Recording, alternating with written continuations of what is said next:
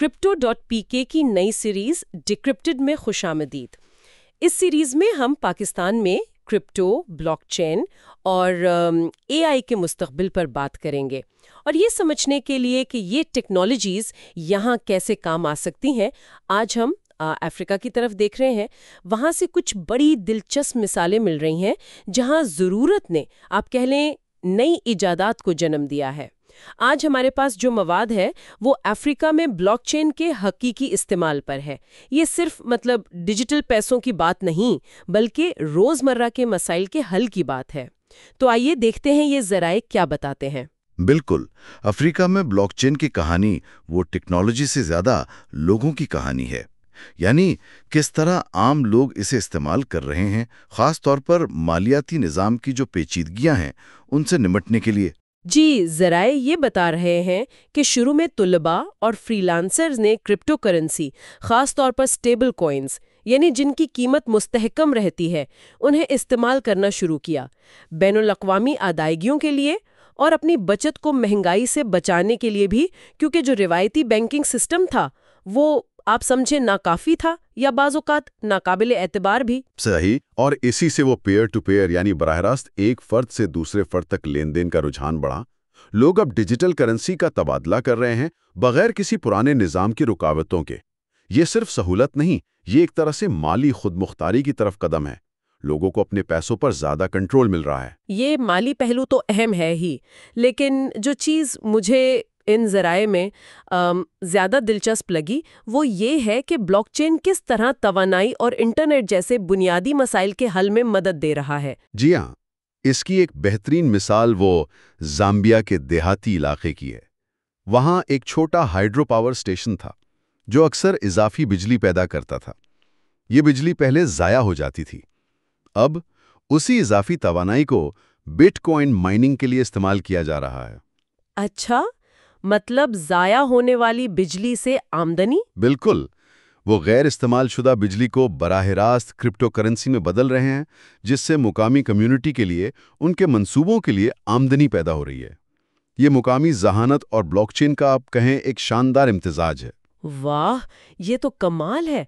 ज़ाया शुदा तवानाई को कम्युनिटी के असासे में बदलना, ये तो बहुत ज़हीन इस्तेमाल है वसाइल का। अच्छा, और इंटरनेट तक रसाई, इस बारे में मवाद क्या कहता है? वहाँ भी बड़ी दिलचस्प पेशरफ्त है। ज़राए बता रहे हैं कि कम्युनिटी के ज़ेरे इंतज़ाम वाईफाई नेटवर्क्स उभर रहे हैं और ये विकंदेरी करत यानी डिसेंट्रलाइज्ड उसूलों पर मबनी है।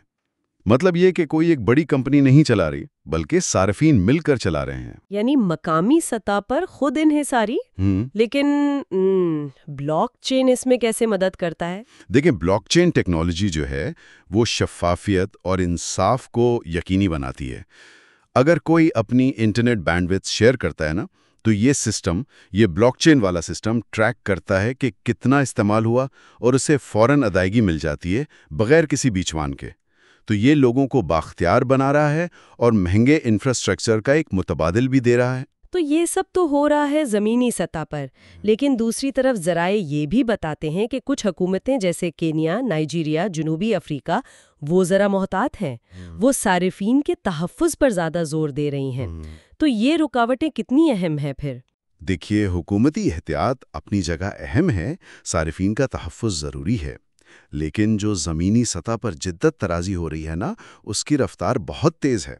जैसा कि एक माहिर ने कहा, और ये बात मुझे बहुत सही लगी, कि ज़रूरत मौजूद है, टेक्नोलॉजी यहाँ है, सवाल सिर्फ यह है कि हम इस खला को कैसे पुर करते हैं। तो अफ्रीका में हकीकी ज़रूरत अमली हल को जन्म दे रही हैं, भले रस्मी मंजूरी में वक्त लगे। ये जो निचली सतह की इख्तिरा है, ये बहुत ताकतवर चीज़ है। तो खुलासा ये हुआ कि अफ्रीका में ब्लॉकचेन सिर्फ कोई ट्रेंड या फैशन नहीं है, बल्कि एक, आप कहें, अमली टूल किट बन गया है। लोग इसे इस्तेमाल कर रहे हैं, मालियात से लेकर तवानाई और राब्ते तक, हकीकी मसाइल से निमटने के लिए।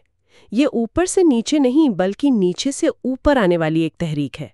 बिल्कुल, और ये हमें ये सोचने पर मजबूर करता है कि जब टेक्नोलॉजी किसी हकीकी इंसानी ज़रूरत को पूरा करती है, तो क्या कुछ मुमकिन हो सकता है। भले ही रेगुलेशन या वसी पैमाने पर इसे अपनाने में वक्त लगे, जिद्दत अक्सर वहीं पैदा होती है जहां उसकी सबसे ज्यादा जरूरत होती है। پاکستان میں کرپٹو، بلاک چین، AI اور ان سے جڑے دیگر موضوعات پر تازہ ترین معلومات اور تجزیہ حاصل کرنے کے لیے crypto.pk کو ضرور وزٹ کرتے رہیں۔